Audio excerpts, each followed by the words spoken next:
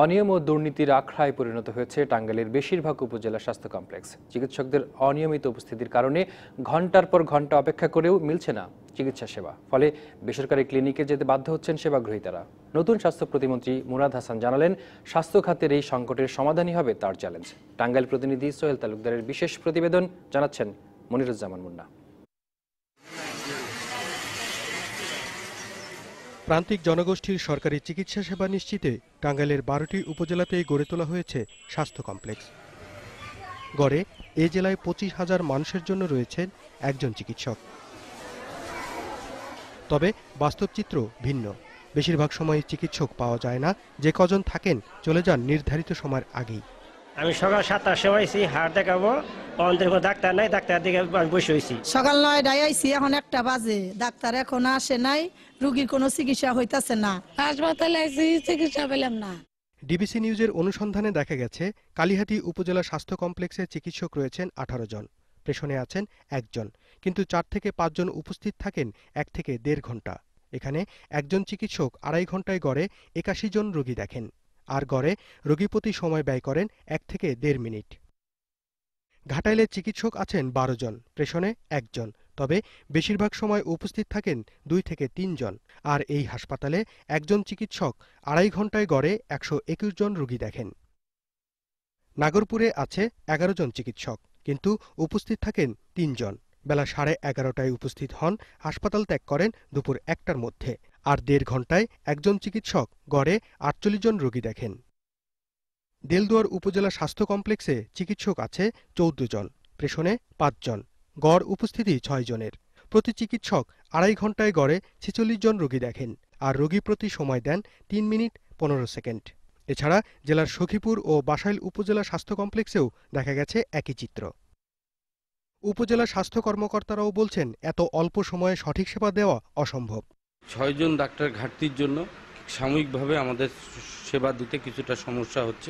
আমাদের আসলে যে পোস্টের এগেইনস্টে ডাক্তার কম, এর জন্য আমাদের আসলে অনেক বেশি আমাদের ওভারবার্ডেন হয়ে যাচ্ছে পেশেন্টের সেবা দেওয়ার জন্য। এসব অনিয়মের কথা স্বীকার করে প্রয়োজনীয় ব্যবস্থা নেওয়ার কথা জানালেন জেলা সিভিল সার্জন। 8টার অফিস হয়তো 9টায় আসে, কি খুব বেশি হলে 9:30, এটা কারণ 9টা থেকে তো আউটডোর শুরু হয়ে যায়। 1 মিনিট 1.5 মিনিট এরকমই আসলে সময় পাওয়া যায়। তো 1-1.5 মিনিটে একটা রোগীর তো মানে কমপ্লেনই শোনা যায় না, আর ওষুধ লেখা তো দূরেই থাক। এদিকে অনিয়মের বিষয়টি নতুন স্বাস্থ্য প্রতিমন্ত্রী মুরাদ হাসানের নজরে আনলে তিনি তাৎক্ষণিক টাঙ্গাইলের সিভিল সার্জনকে ফোন করে বিষয়টি জানতে চান। মানে এরকম প্রত্যেকটি উপজেলা স্বাস্থ্য কমপ্লেক্সে এই একই রকম চিত্রের একটা রিপোর্ট আমাদের কাছে। এই স্বাস্থ্য কমপ্লেক্সগুলোতে আপনি আগামীকালকে একটু মনিটরিং সুপারভিশন করে আমাকে জানাবেন। কালিহাতী, ঘাটাইল, নাগরপুর, দেলদুয়ার, সখীপুর, বাসাইল, ভুয়াপুর, এই 7টি উপজেলা স্বাস্থ্য কমপ্লেক্সে আমাদের ডাক্তারদের উপস্থিতি কেমন, কতক্ষণ থাকছেন, কি পরিমাণ রোগীর উপস্থিতি, কি অবস্থা। পরে তিনি ডিবিসি নিউজকে জানান, স্বাস্থ্য খাতে এ ধরনের অনিয়ম বন্ধ করা বর্তমান মন্ত্রিপরিষদের জন্য বড় চ্যালেঞ্জ। এই সমস্যাগুলো খুব দ্রুত সমাধানের জন্য সব ধরনের ব্যবস্থা আমরা গ্রহণ করব। রোগীদের সেবা নিশ্চিত করছেন কিনা, সেবা প্রদান করছেন কিনা, আমরা এটা খুবই ক্লোজ মনিটরিং সুপারভিশনের মধ্যে রাখব। জনসংখ্যার তুলনায় চিকিৎসক কম থাকার বিষয়টি স্বীকার করে দ্রুতই এই সমস্যা সমাধানে ব্যবস্থা নেওয়ার কথা জানালেন মন্ত্রী। 10,000 ডাক্তার নিয়োগ প্রক্রিয়া শেষ পর্যায়ে। DBC news desk. টাঙ্গাইলের উপজেলা স্বাস্থ্য কমপ্লেক্সের অনিয়ম দুর্নীতির খবর জানাতে এখন নাগরপুর উপজেলা স্বাস্থ্য কমপ্লেক্স থেকে সরাসরি যুক্ত হচ্ছেন সহকর্মী সোহেল তালুকদার। যোগ দেব তার সঙ্গে। সোহেল, জানাবেন যে আপনার প্রতিবেদনে দেখছিলাম যে টাঙ্গাইলের বেশিরভাগ উপজেলা স্বাস্থ্য কমপ্লেক্সেরই সেবার মান অত্যন্ত ভয়াবহ এবং ডাক্তারদের উপস্থিতিও খুবই কম। আসলে এই পরিস্থিতি আসলে কতটা ভয়াবহ, রোগীরা কি বলছেন এবং এ থেকে উত্তরণের উপায় আসলে স্থানীয় পর্যায়ে কতটুকু দেখা যাচ্ছে?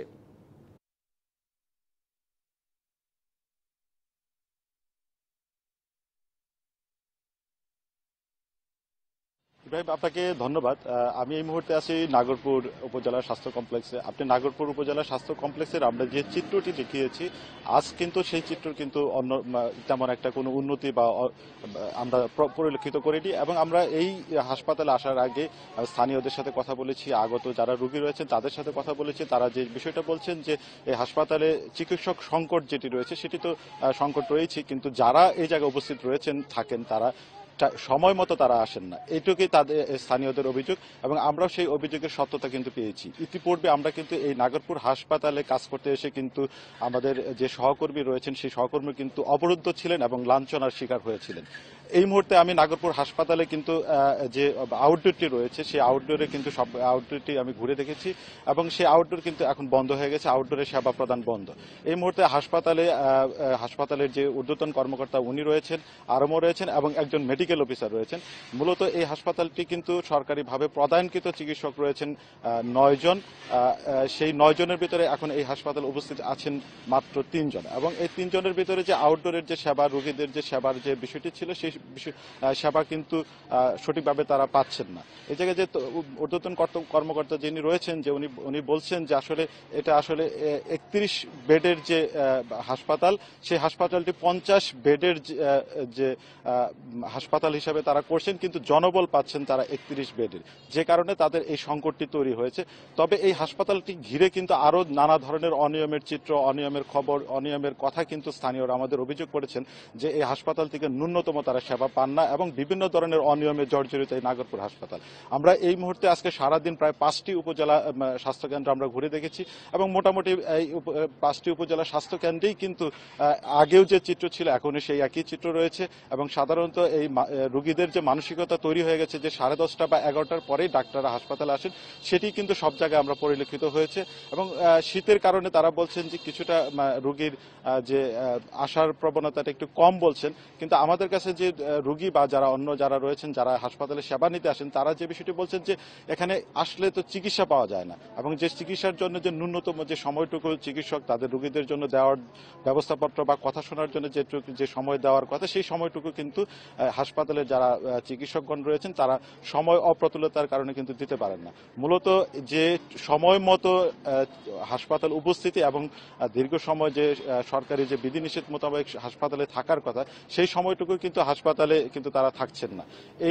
এই বিষয়গুলি কিন্তু যারা সাধারণ জনগণ রয়েছেন তারা কিন্তু বলছেন যে এই বিষয়গুলো যদি উত্তরণ করা যায় তাহলে কিন্তু এই হাসপাতালমুখী মানুষের যে একটা প্রবণতা রয়েছে সেই বিষয়টি বাড়বে।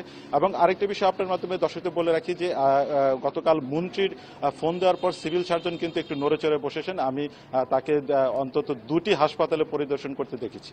ইব্রাহিম, এই ছিল আমার কাছে সর্বশেষ তথ্য। সোহেল তালুকদার, অসংখ্য ধন্যবাদ যোগ দেওয়ার জন্য। টাঙ্গাইল থেকে বিভিন্ন উপজেলা স্বাস্থ্য কমপ্লেক্সের স্বাস্থ্যসেবার যে মান সেটি জানাচ্ছিলেন সহকর্মী সোহেল তালুকদার। এবার যাচ্ছি পরের খবরে।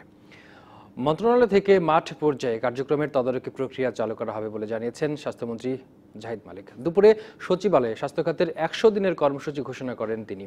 আরো বলেন, এর মাধ্যমে কর্মকর্তারা বিভিন্ন প্রতিষ্ঠান সরেজমিনে পরিদর্শন করবেন। এছাড়া দেশের সব হাসপাতালে সহজে চোখে পড়ে এমন সাইনবোর্ড সহ নিয়ন সাইনের সাইনবোর্ড স্থাপন করা হবে বলে জানান তিনি। স্বাস্থ্য সেবা সপ্তাহ আমরা 100 দিনের কর্মসূচির মধ্যে আমরা এটা করব। ঢাকা মেডিকেল কলেজের এক্সপানশন, যেটা সবচেয়ে বড় হাসপাতাল হবে পৃথিবীর মধ্যে এবং যেটা 5000 শয্যা বিশিষ্ট অত্যাধুনিক হাসপাতাল হবে, তার কাজকর্ম আমরা আগামী 3 মাসের মধ্যেই আমরা শুরু করব। দলের জন্য যারা ত্যাগ স্বীকার করেছেন এবং রাজপথে ছিলেন তাদের বিবেচনায় রাখা হবে, এমনটি জানিয়েছেন আওয়ামী লীগের সাধারণ সম্পাদক ওবায়দুল কাদের। সকালে রাজধানীর ধানমন্ডিতে দলীয় সভাপতির কার্যালয়ে সংরক্ষিত নারী আসনে আওয়ামী লীগের মনোনয়ন ফর্ম বিক্রির দ্বিতীয় দিনে একথা বলেন তিনি। সকাল 10টায় শুরু হয় এই কার্যক্রম। মনোনয়ন ফর্ম কিনতে আসা প্রার্থীদের দলের সমর্থনের ব্যাপারে আশাবাদী হলেও শেষ পর্যন্ত দলের সিদ্ধান্ত মেনে নেবেন বলে জানান তারা।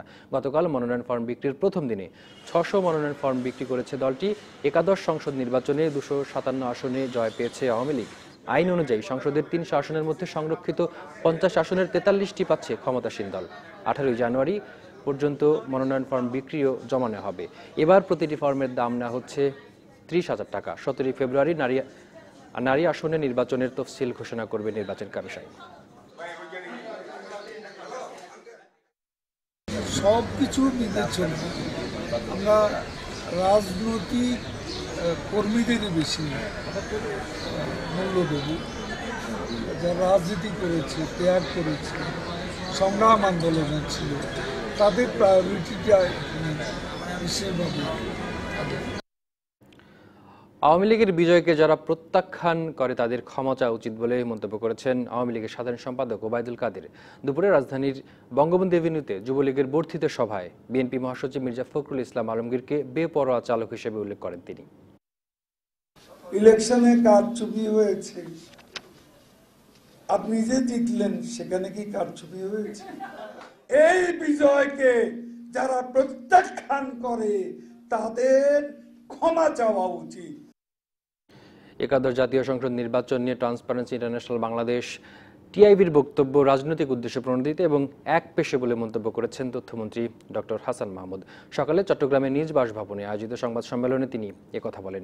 বিএনপির বক্তব্যের সাথে টিআইবির বক্তব্যের মিল রয়েছে উল্লেখ করে তথ্যমন্ত্রী আরও বলেন, দেশের ভাবমূর্তি ক্ষুণ্ণ করতেই তারা নির্বাচন নিয়ে এ ধরনের বক্তব্য দিয়েছে। নির্বাচনের দিন সারা দেশে আওয়ামী লীগের 22 নেতাকর্মী নিহত ও 300 আসনে বিএনপি একাধিক প্রার্থী দিয়ে মনোনয়ন বাণিজ্য করলেও টিআইবি তা নিয়ে কোনো মন্তব্য করেনি বলেও অভিযোগ করেন ডক্টর হাসান মাহমুদ।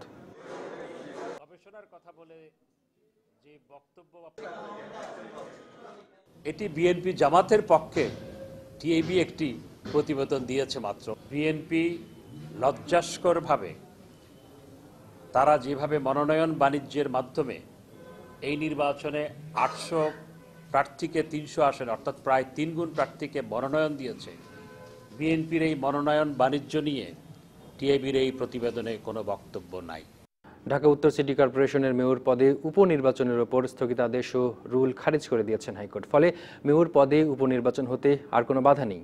বুধবার হাইকোর্টের রুল খারিজ করে দিয়ে বিচারপতি গোবিন্দচন্দ্র ঠাকুর বিচারপতি মোহাম্মদুল্লাহর দ্বৈত বেঞ্চ এই আদেশ দেন। মেয়র আনিসুল হকের মৃত্যুর পর গত বছর 30 নভেম্বর ডিএনসিসির মেয়র পদে উপনির্বাচনের তফসিল ঘোষণা করে নির্বাচন কমিশন। তফসিল অনুযায়ী আগামী 26শে ফেব্রুয়ারি ডিএনসিসির মেয়র পদসহ ঢাকার 2 সিটি কর্পোরেশনে নতুন যুক্ত হওয়া 18টি করে 36টি সাধারণ ওয়ার্ড এবং 6টি করে 12টি সংরক্ষিত ওয়ার্ডের ভোট হওয়ার কথা ছিল। কিন্তু নির্বাচনী তফসিলের বৈধতা চ্যালেঞ্জ করে হাইকোর্টে 3টি রিট করা হয়। ওই 3টি রিটের প্রেক্ষিতে গত 17 জানুয়ারি বিচারপতি নাইমা হায়দার ও বিচারপতি জাফর আহমেদের বেঞ্চ উত্তর সিটি কর্পোরেশনের নির্বাচনের উপর স্থগিতাদেশ দেন।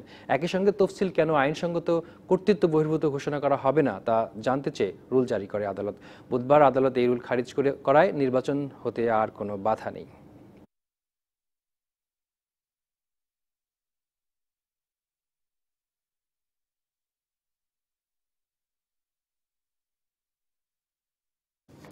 দর্শক, ঢাকা উত্তর সিটি কর্পোরেশনের মেয়র পদে উপনির্বাচনের উপর স্থগিতাদেশ ও রুল খারিজ করে দিয়েছে হাইকোর্ট। ইতিমধ্যে আমরা এটি জানিয়েছি। ফলে মেয়র পদে উপনির্বাচন হতে আর কোনো বাধা নেই। এখন এই মুহূর্তে হাইকোর্টে আছেন সহকর্মী জাহিদ হাসান। এ বিষয়ে আরও জানবো তার কাছ থেকে।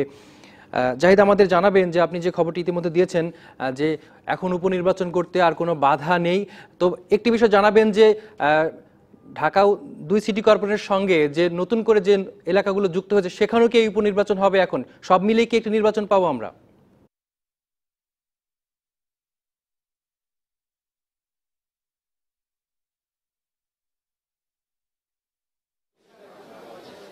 ঢাকা উত্তর সিটি কর্পোরেশনের মেয়র আনিসুল হক মারা যাওয়ার পরে এই মেয়রের পদটি শূন্য ঘোষণা করে নির্বাচন কমিশন যে তফসিল ঘোষণা করেছিল, সেই তফসিলের এবং নির্বাচনে সেই বৈধতা চ্যালেঞ্জ করে যে রিট দায়ের করেছিল ঢাকার যে কয়েকটি এলাকার নতুন সংযুক্ত করা হয়েছিল বেড়াইদ ইউনিয়ন এবং ভাটারা।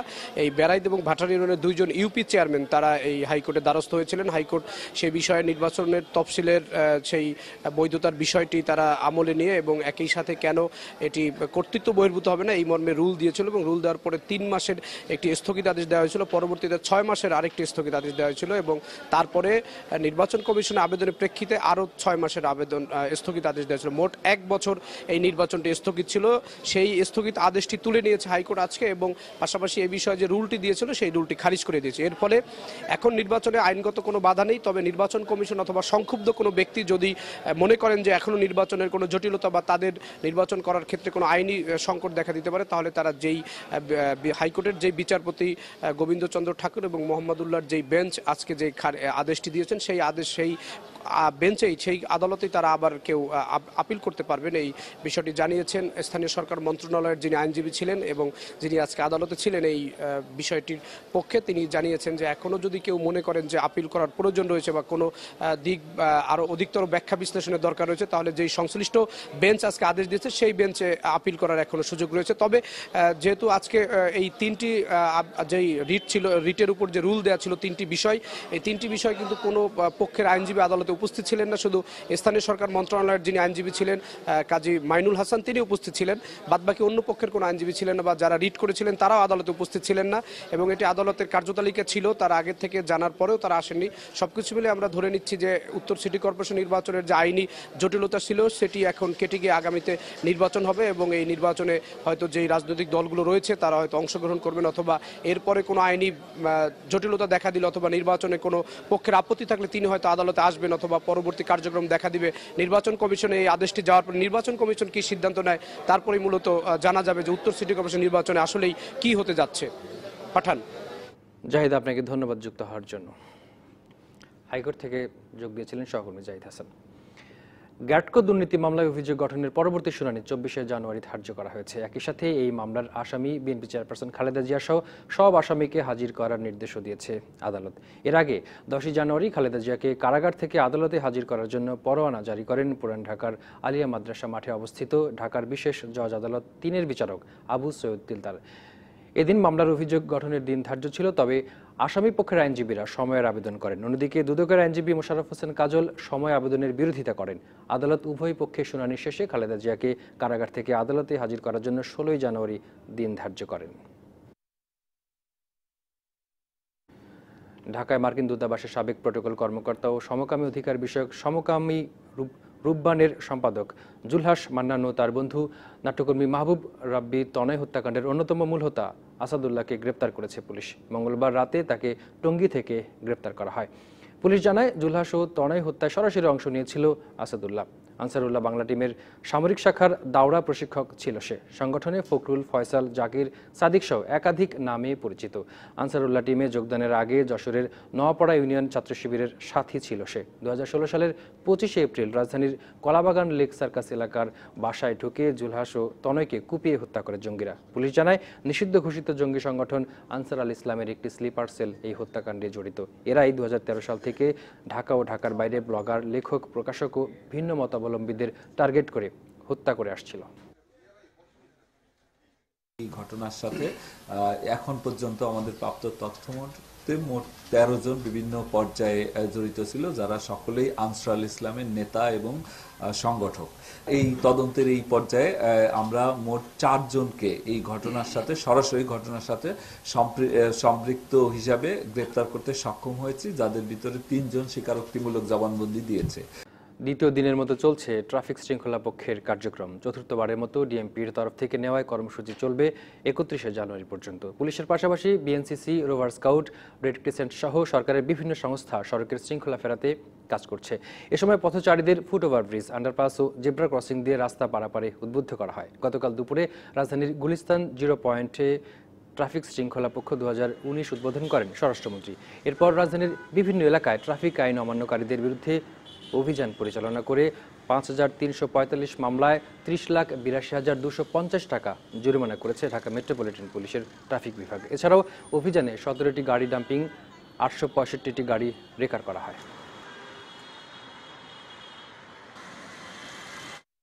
নারায়ণগঞ্জের ফতুল্লা থেকে উবারের বাইকার শাহনাজ আক্তার পুতুলের স্কুটি উদ্ধার করেছে পুলিশ। মঙ্গলবার রাত 3:30টার দিকে ঢাকা থেকে ছিনতাই করা স্কুটিটি উদ্ধার করা হয়। এ সময় জোবাইদুল ইসলাম জনি নামে একজনকে গ্রেপ্তার করা হয়। পুলিশ জানায়, জনির গ্রামের বাড়ি বরিশাল, ফতুল্লায় তার বাড়ি আছে। এর আগে মঙ্গলবার বিকালে বাইক চালানোর বাহানায় শাহনাজের স্কুটি ছিনতাই করেন জনি। এদিন রাতেই শাহনাজ বাদী হয়ে স্কুটি ছিনতাইয়ের ঘটনায় জনিকে আসামি করে শেরেবাংলানগর থানায় একটি মামলা করেন তিনি। মামলার এজাহারে জানা গেছে, 10ই জানুয়ারি মিরপুরের শ্যামলী এলাকায় জনির সঙ্গে শাহনাজের পরিচয় হয়। এ সময় তিনি নিজেকে পাঠাও চালক বলে পরিচয় দেন।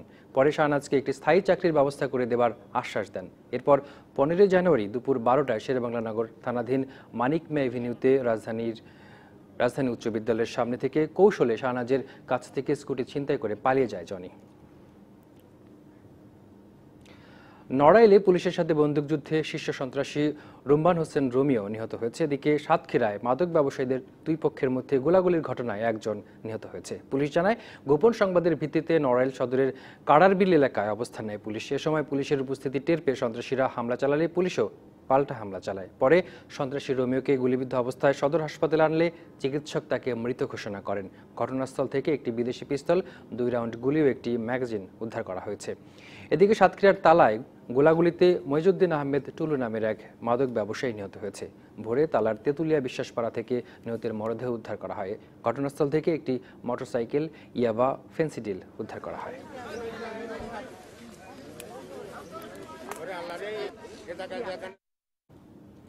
নোয়াখালীর সুবর্ণচরের গণধর্ষণের ঘটনায় দায়িত্বে অবহেলার জন্য চরজব্বার থানার ওসি মোহাম্মদ নিজামুদ্দিনকে প্রত্যাহার করে জেলা পুলিশ লাইনে সংযুক্ত করা হয়েছে। মঙ্গলবার রাতে তাকে প্রত্যাহার করে তার স্থলে সুধারাম মডেল থানার ভারপ্রাপ্ত কর্মকর্তা তদন্ত মোহাম্মদ শাহেদ উদ্দিনকে দায়িত্ব দেওয়া হয়েছে। পুলিশ সুপার মোহাম্মদ ইলিয়াস শরীফ জানান, নতুন পদায়ন না হওয়া পর্যন্ত জেলা পুলিশ লাইনে সংযুক্ত থাকবে চরজব্বার থানার ভারপ্রাপ্ত কর্মকর্তা মোহাম্মদ নিজামুদ্দিন। গণধর্ষণের ঘটনায় এখন পর্যন্ত 11 আসামির মধ্যে 8 আসামি আদালতে স্বীকারোক্তিমূলক জবানবন্দি দিয়েছেন। এই ঘটনায় আরও 2 আসামি পুলিশের রিমান্ডে রয়েছেন।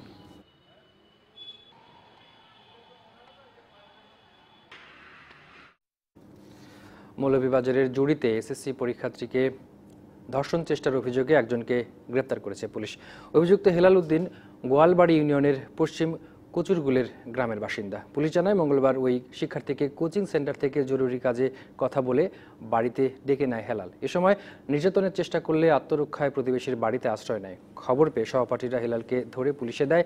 এই ঘটনায় মামলা করেছেন ওই শিক্ষার্থীর বাবা। মাদকের বিরুদ্ধে আইনশৃঙ্খলা বাহিনীর জিরো টলারেন্স ঘোষণার পরেও কক্সবাজার দিয়ে ইয়াবা পাচার থেমে নেই। এই অবস্থায় ইয়াবা কারবারিদের আত্মসমর্পণের সুযোগ দেওয়ার সিদ্ধান্ত নিয়েছে সরকার। এদিকে উখিয়া টেকনাফ আসনের সাবেক সংসদ সদস্য আব্দুর রহমান বদি মাদক ব্যবসায়ীদের আত্মসমর্পণের আলটিমেটাম দেওয়ায় সৃষ্টি হয়েছে চাঞ্চল্য।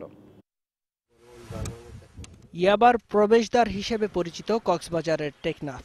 তবে শুধু টেকনাফ নয়, উখিয়া ও বান্দরবান সহ সীমান্তের প্রায় 60টি স্থান দিয়ে বাংলাদেশে ইয়াবা প্রবেশ করে। আর এই মরণ নেশার অনুপ্রবেশ বন্ধ সহ মাদক নিয়ন্ত্রণে গত বছরের 4 মে থেকে দেশব্যাপী শুরু হয় মাদক বিরোধী বিশেষ অভিযান। অভিযান শুরুর পর আইন শৃঙ্খলা বাহিনীর সঙ্গে বন্দুকযুদ্ধ ও অভ্যন্তরীণ দ্বন্দ্বে শুধুমাত্র কক্সবাজারেই নিহত হয়েছে 51 জন, যার 27 জনই টেকনাফের বাসিন্দা। তারপরও থেমে নেই ইয়াবার চোরাচালান। গত ডিসেম্বর থেকে এই পর্যন্ত অন্তত 14 লাখ পিস ইয়াবা উদ্ধার হয়েছে। এখন মাদকের যে একটা ফ্লো ছিল টেকনাফে, সেটা অনেক কমে এসেছে। বিচ্ছিন্নভাবে আমরা যেটা খবর পাচ্ছি বিভিন্ন সময়, ধরেন রোহিঙ্গাদের মাধ্যমে খুচরা পর্যায়ে বিভিন্ন সময় আসে। এদিকে উখিয়া টেকনাফ আসনের সাবেক সংসদ সদস্য আব্দুর রহমান বদি মাদক ব্যবসায়ীদের আত্মসমর্পণে আলটিমেটাম দেয়ায় কক্সবাজারে চাঞ্চল্য সৃষ্টি হয়েছে। কোনো সচেতন ব্যক্তি যদি এই ধরনের উদ্যোগ নিয়ে তাকে নিশ্চয়ই প্রশংসার দাবি রাখে। এই ব্যবসা বন্ধের জন্য এটা একটা উত্তম কাজ হবে। আলটিমেটাম দিক আর ক্রসফায়ার দিক, মূল বিষয় একটাই, মাদক নির্মূল করতে হবে। আলটিমেটাম দিয়েছি, আমি আশা করি তারা আমাদের সাথে বিভিন্ন জনের আলাপ আলোচনা করবে। তাদেরকে নিয়ে আমি সরকারের কাছে আমি তাদেরকে আত্মসমর্পণের ব্যবস্থা আমি করতেছি।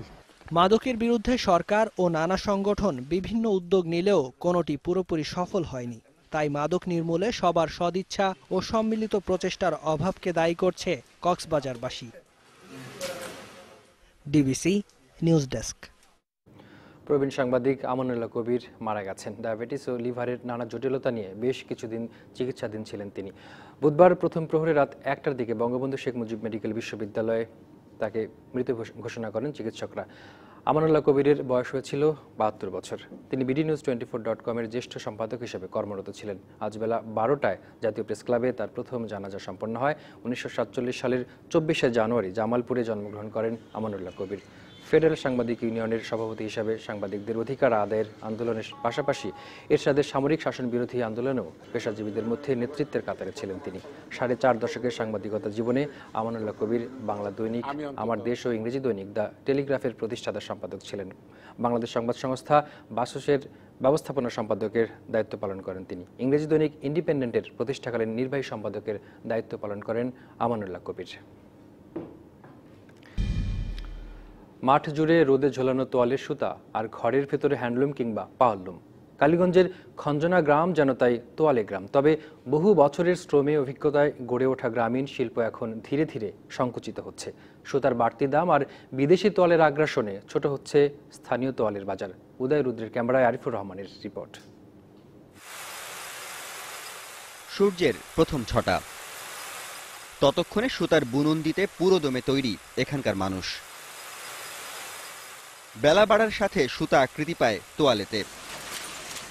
খঞ্জনা গ্রামের এক একটি ঘরেই এক একটি কারখানা। এই এলাকায় যদি এগুলি না থাকতো, এই কারখানাগুলি না থাকলে অনেক লোক বেকার থাকতো। কিন্তু বেশিরভাগ শ্রমিকেরই এমন তৃপ্তির দিন শেষ হয়ে গেছে। সুদিন অতীত হয়ে গেছে প্রাচীন মালিকদেরও। পূর্বপুরুষ থেকেই এই এলাকাটা এই তৈলা প্রস্তুত করতো আর কি। এই ধরনের এই এলাকা ছাড়া অন্য এলাকায় আর এরম নাই। এখন ওই সুতার দাম বাইরে একটু লাভ একটু কম হয়। আমরা বছর 2 আগে চাইছিলাম যে লোন আমাদের দিতে, তারা বলে যে না, পার্লামেন্টে লোন দেয় না। সুতার দাম, তারপর রঙের দাম, বিভিন্ন তেলের দাম বাইরে গেছে, যার কারণে শ্রমিকরাও ওইরকম ভাবে মজুরি পাচ্ছে না সঠিক মতন, মালিকরাও এটার দ্বারা কোনো ফায়দা পাচ্ছে না। কারখানার 4 দেয়াল পেরোলেও চোখে পড়বে তোয়ালে শিল্পের উপস্থিতি। রং বেরঙের সুতা শুকাচ্ছে রোদে, মাঠে, রাস্তার দুপাশ জুড়ে। বাইরের এমন দৃশ্য দেখে বোঝার উপায় নেই ভেতরের দুর্বলতা। অথচ প্রতি বছরই বন্ধ হচ্ছে কোনো না কোনো কারখানা। 100-র উপরে ফ্যাক্টরি বন্ধ হয়ে গেছে। এখনো বেকার আছে আমাদের গ্রামে অনেক মানুষ, কিন্তু কাজ দিতে পারি না আমরা। প্রায় 2 যুগ আগে খঞ্জনা গ্রামে শুরু হয় তোয়ালে তৈরি। ধীরে ধীরে ছড়িয়ে পড়ে কালীগঞ্জ ইউনিয়নের প্রায় 16 গ্রামে। রপ্তানিও হয়েছিল কয়েক বছর। আমি নিজেই গত বছর কানাডা মাল পাঠাইছি, আমেরিকাও পাঠাইছি, এইবারে লন্ডনও পাঠাইছি। এখন এইবার বছর পাই নাই। আমাদের ওই যে চায়না মালটা নিয়ে পাইয়া এখন আমাদের মালটা চাহিদা কমিয়া গেছে।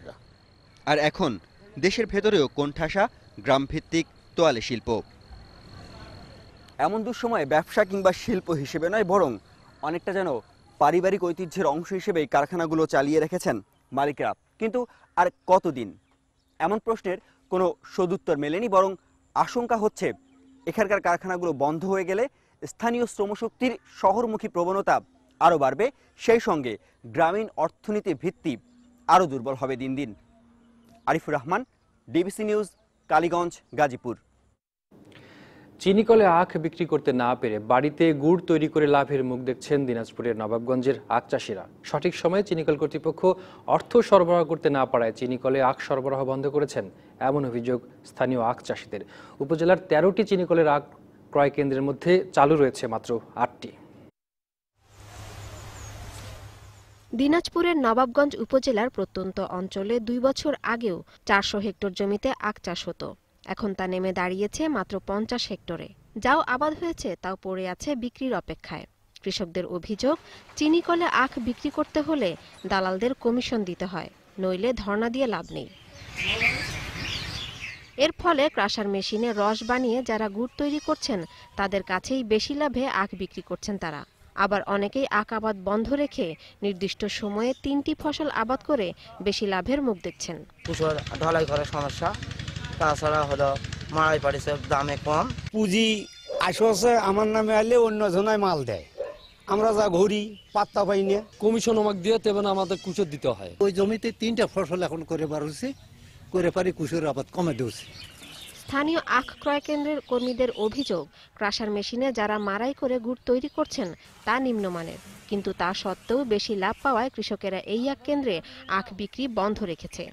মিলের সঙ্গে যদি আমাদের সেন্টারের সঙ্গে পাওয়ার কাস্টারের সঙ্গে যদি কম্পেয়ার করে, তুলনা করে, তাকে দেওয়া যাবে পার কুইন্টালে ওরা 20 টাকা মনে করেন যে আমাদের চেয়ে বেশি কিনে। এদিকে আখ চাষ বাড়াতে কৃষি বিভাগ কারিগরি সহযোগিতা সহ নানা পরামর্শ দিয়ে যাচ্ছেন কৃষকদের। নবাবগঞ্জ উপজেলায় 50 হেক্টর জমিতে আখের আবাদ হয়েছে। আমরা কৃষকদের কারিগরি সহায়তা দিয়ে যাচ্ছি যেন মানুষ আখ চাষ করতে উদ্বুদ্ধ হয় এবং এর ফলন ভালো পায়। TBC news desk. নিরাপদ ও ভেজালমুক্ত খাদ্য উৎপাদন নিশ্চিত করাই সরকারের মূল লক্ষ্য বলে জানিয়েছেন খাদ্যমন্ত্রী সাধন চন্দ্র মজুমদার। সকালে নওগাঁয় জেলা পর্যায়ের সব কর্মকর্তাদের অংশগ্রহণে আয়োজিত মতবিনিময় সভায় কথা বলেন তিনি। সরকারের লক্ষ্য অর্জনে সব কর্মকর্তাদের সততা ও নিষ্ঠার সাথে কাজ করার আহ্বান জানান মন্ত্রী। খাদ্য উৎপাদনের সঠিক পরিসংখ্যান দিতে খাদ্য বিভাগকে অনুরোধ জানান সাধন চন্দ্র মজুমদার। জেলা প্রশাসনের সম্মেলন কক্ষে আয়োজিত মতবিনিময় সভার সভাপতিত্ব করেন জেলা প্রশাসক মিজানুর রহমান।